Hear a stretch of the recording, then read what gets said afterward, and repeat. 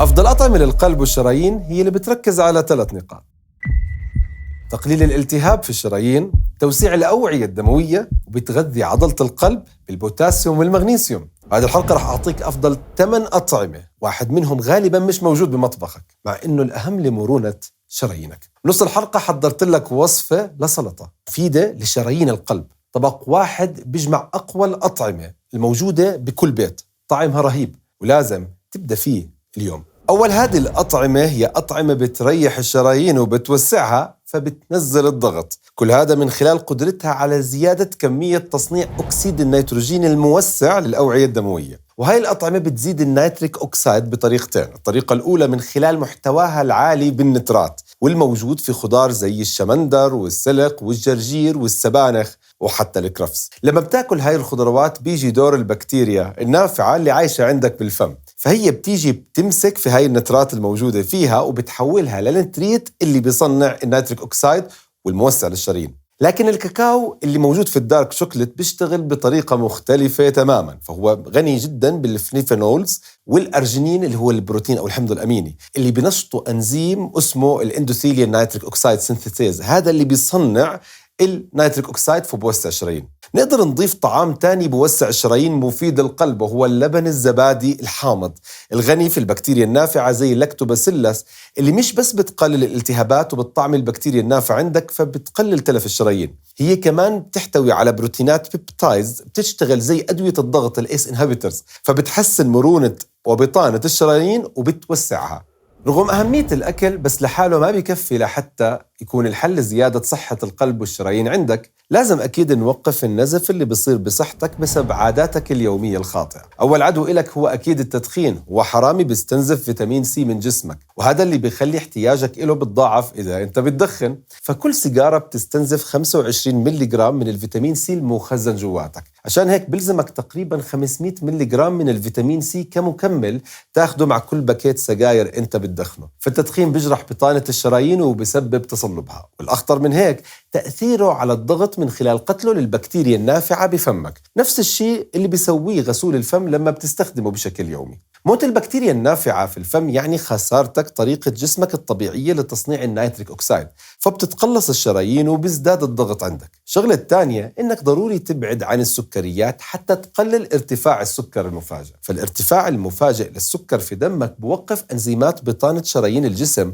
وخصوصاً الشريان الأورطي، وبيعطلها تماماً عن تصنيع النيتريك أوكسايد الموسع للشرايين. وعشان قلبك يرتاح، ثالث عادة هي إنه لازم تنام قبل الساعة 12 حتى تدخل في النوم العميق، وهو الوقت الوحيد اللي بينخفض فيه نبضك وبيرتاح فيه القلب وبتتوسع معاه شرايينك. بدونه بضل قلبك في حالة استنفار وتسارع بيحرمه من الراحة وبيعمل نغزات في الصدر وتسارع. أما العادة الرابعة فلا تنسى أكيد تبعد عن التوتر، فالكورتيزون العالي بيخلي كل الشرايين في جسمك تنقبض وتضيق مع التوتر والأدرينالين، والسوائل مع احتباس الصوديوم جواتها بتتراكم فبيرتفع الضغط عندك. هون بيجي دور الرياضة. العادة الخامسة مهمة جدا كحل فعال لتقليل التوتر. المشي 45 دقيقة مش بس بنشط الدورة الدموية، هو فعليا بيفتح الشعرات الدموية، بمرن عضلة القلب وبيقلل التوتر. عشان هيك إذا عندك ارتفاع في ضغط الدم ومقاومة أنسولين، لا تستسلم للمرض والتعب اللي بيسرق صحتك وعافيتك منك،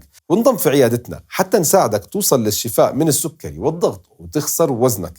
احنا معك خطوة بخطوة، لا تخوض هاي التجربة لحالك.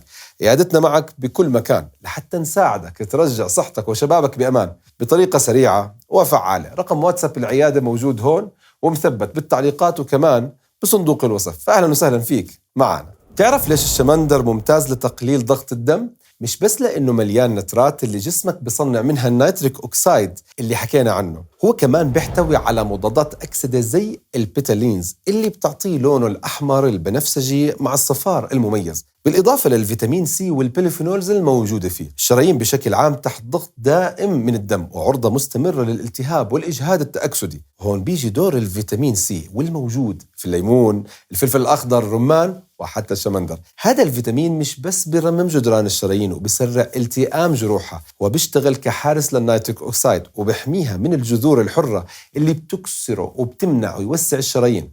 الأجمل من هيك إنه الفيتامين سي هو اللي بيعمل إعادة تدوير ريدوكس ريسايكلينج للفيتامين إي. يعني بعد ما فيتامين إي يخلص شغله ويتبرع بالهيدروجين اللي عنده حتى يحمي دهونك الموجودة في الدم من الأكسدة، بيجي فيتامين سي وبيعطيه الهيدروجين فبرجعه للخدمة من جديد. مضادات الأكسدة الثانية في الخضار برضو ضرورية لحتى تقلل الالتهابات في شرايينك، ولكن ما في أفضل من مضاد الأكسدة الموجود في البندورة المطبوخة. فالبندورة غنية في اللايكوبين زي ما التوت الأحمر المليان بالأيثوإنثوساينين. الشاي الأخضر غني بالكيتشانات اللي فيه المضاد للأكسدة. يعني لما بتشرب شاي أخضر وبتاكل معاه اللايت بندورة، تذكر إنك أنت فعليا بتهدي التوتر الكيميائي داخل شرايينك وبتحمي قلبك بتركيبة ربانية متكاملة، خصوصا إذا ضفنا عليها زيت زيتون واللي بيضاعف امتصاص اللايكوبين الذائب بالدهون 4 أضعاف من البندورة النية. فلا تنسى تاكل معها سلطة أفوكادو بالتوت الأحمر والليمون. تقليل الالتهابات ضروري حتى تحمي قلبك وشرايينك، فالالتهابات بتجرح بطانة الشرايين وبتسرع تكوين البلاك، يعني هي إغلاقات، واللي بتعمل على تضييق وبتزيد سهولة تجلط الدم فيها، فبرتفع خطر الجلطات القلبية والسكتات الدماغية لا قدر الله. عشان هيك لازم تكون حريص إنك تاكل الأسماك أسبوعياً بسبب محتواها العالي من الأوميغا 3 والموجودة بكميات كبيرة في السمك الدهني زي سمك المكاريل، السلمون والسردين. بعدها بيجي سمك السيباس والدنيس واللؤس والهامور. هلأ الأوميغا 3 بتقلل الدهون الثلاثية وبتثبت البلاك عشان ما ينفجر ويعمل تجلطات. هي مميع للدم، بتحسن مقاومة الأنسولين، بتقلل احتباس السوائل وبتقلل تخفض ضغط الدم.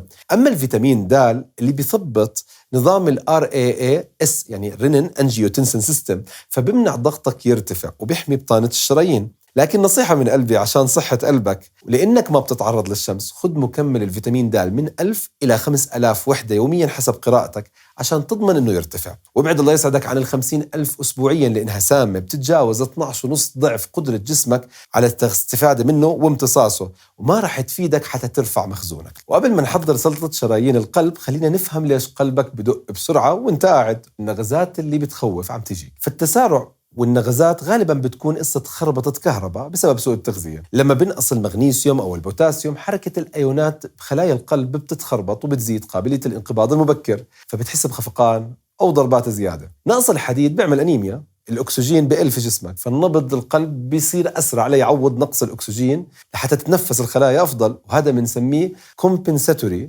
تيكيكارديا. ضيف على هذا كله إذا في عندنا جفاف أو إسهال، إنك بتشرب قهوة زيادة عن اللزوم، كلهم بيسببوا فقدان لكميات كبيرة من الأملاح، بوتاسيوم، صوديوم، مغنيسيوم، واللي ممكن يعملوا شد عضلي في ربطة رجلك، ممكن يكون في الصدر ويسببوا نغزات غير مريحة جهة القلب. أكيد استشير طبيبك إذا الوجع استمر وأمورك مش تمام، بس غالباً بتكون هاي الأسباب. أما إذا بنحكي عن السهر والتوتر، فهم بيرفعوا الأدرينالين، فبصير القلب مستنفر على الفاضي، وهذا بيحرق مخزونك من الفيتامين B1 والكوكيو10. رح أعطيك أكيد الفيتامينات الضرورية لحتى نحل هاي المشكلة بعد بنحكي عن سلطة شرايين القلب، رح تساعدك برضه توقف التسارع. وهون وقف الفيديو وجيب ورقة وقلم حتى تسجل مقادير سلطة شرايين القلب والشمندر بالرمان. هاي مش مجرد مقبلات، هاي غرفة عمليات لترميم شرايينك، والسلطة الأفضل لكل شخص بيعمل لو كارب وبده يثبت وزنه بعد ما يخلص كيتو. القاعدة بتبدأ بالجرجير والشمندر، ملوك النترات والمغنيسيوم اللي بيحفزوا إنتاج النيتريك أوكسايد فوراً وبوسعوا الشرايين، ومعهم الرمان والسماق المليانين أنثوساينين، أقوى مضاد التهاب وعامل مرخي للأوعية الدموية. عشان نحمي هذه النترات وأكسيدها من التكسير، بنعصر الليمون، بزيد محتوى السلطة العالي من الفيتامين سي اللي بيشتغل كحارس للنيتريك أوكسايد، بيمنع تكسيره. أما الدهون زي الأفوكادو وزيت الزيتون والجوز، هدول فريق متكامل غني بالفيتامين إي، البوليفينولز والأوميغا 3. مش بس بيميعوا الدم، بيحموا الدهون من التأكسد، لكن إضافة على هيك الجوز بيعطي مادة الأرجينين، هي المادة الخام اللي بيصنع منها جسمك النيتريك أوكسايد. وبدل ما تحط برغل يرفع لك السكر على السلطة، منضيف الكينوا غنية بالألياف خصوصا الكورستين المحفزة للنيتريك أوكسايد، مع خل العنب أو خل الرمان الغني بالأسيتيك أسيد اللي بيفرمل امتصاص السكر في الأمعاء وبيقلل مقاومة الأنسولين. هيك أنت أكلت سلطة أفضل من أي مكمل لقلبك وشرايينك، بتساعدك تخفض ضغط الدم عندك وبتحميك من تصلب الشرايين. تتذكر مشاكل تسارع القلب والنغزات اللي حكينا فيها أول الحلقة؟ حلها بيبدأ من محطات الطاقة بخلايا القلب. عشان قلبك يضخ بانتظام وبدون تعب، بلزمه وقود حيوي اسمه الكوكيو10 بالإضافة للفيتامين بي ضروريين لإنتاج ال ATP. فإذا كان الفيتامين بي 1 هو الشرارة للاحتراق واللي بيدخل نواتج تفكيك السكر والدهون للميتوكوندريا، فالكوكيو 10 هو الدينامو اللي بيشغل قدرة الميتوكوندريا على إنها تجمع الهيدروجين اللي في السكر والدهون لصناعة ال ATP ضروري للقلب لأنه ما بيتوقف نهائيا طول حياتك، فنقص أي واحد منهم بضعف في الضخ وبيخربط الكهرباء جواته. ولأنه التوتر بيستنزف الفيتامين بي 1 بصير عندك تسارع عند الناس اللي عندهم توتر باستمرار. فخذ البي كومبلكس أو خميرة البيرة اللي زي السحر بتريح الأعصاب وبتنظم النبض فوراً. الحلو بشكل عام إنه مصادر الأكل العالية بالفيتامين بي هي أعلى المصادر بالكوكيو 10، وحتى كمان الحديد، وكل نقصهم هدول بيعملوا تسارع. الكبدة واللحوم والبيض عاليين جدا فيهم. إضافة لهيك في البي 6 والبي 12 والبي 9 اللي بيحموا الشرايين من الخدوش والجلطات الناتجة من تراكم مادة سامة اسمها الهوموسيستين. نقصهم بيرفعوا هذا المركب وبيخرب بطانة الشرايين. عشان هيك لازم تركز على الكبدة واللحوم والبيض.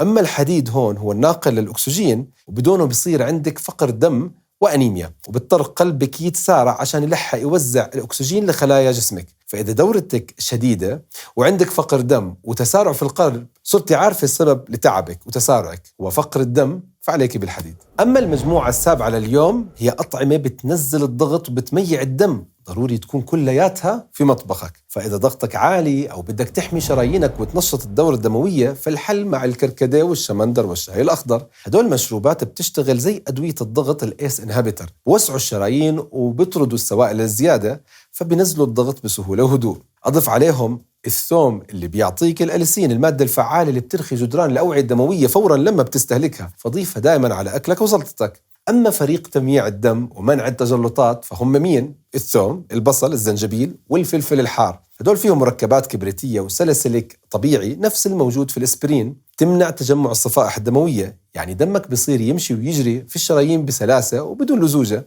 والنتيجة إنه ضغطك بقل، والضغط على الدم بشكل عام على القلب بقل، فبصير الضغط مثالي. لكن تذكر إذا بتاخد مميعات طبية استشير طبيبك، لأنه هدول المواد مفعولها جبار قوي جدا. بس هلأ إذا بتحس بشد عضلي في بطة الساق ونومك خفيف وقلبك بتسارع فجأة، فحرفياً جسمك بصرخ من نقص المغنيسيوم والبوتاسيوم. هدول المعادن هم المايسترو المسؤولين عن انقباض وارتخاء العضلات في القلب. وإذا عضلة رجلك بتشد، أكد إنه قلبك بيعاني، وهو مع الوقت اللي بتسارع فيه بدون مجهود عم بمد. عشان تضبط الكهرباء وتطفي التشنج لازم تركز على الأفوكادو والورقيات الخضراء زي السبانخ والجرجير والخيار. هدول عبارة عن منجم للبوتاسيوم اللي بيريح الشرايين، والمغنيسيوم اللي مرخي لعضلة القلب. عليك بالكاكاو الخام واللوز والفستق الحلبي. وتذكر إنه نقص المعادن ممكن يصير بسبب جفاف أو كثرة شربة قهوة مدرة للبول، واللي بتزيد النشاط زيادة عن اللزوم وبتسبب قلب مستنزف وعضلات مشدودة، فقلل القهوة. بس أكيد بدك تعرف أفضل طريقة لتنظيف الشرايين من الدهون، خطوة بخطوة، وأطعمة ومكملات وأعشاب وعصيرات فعالة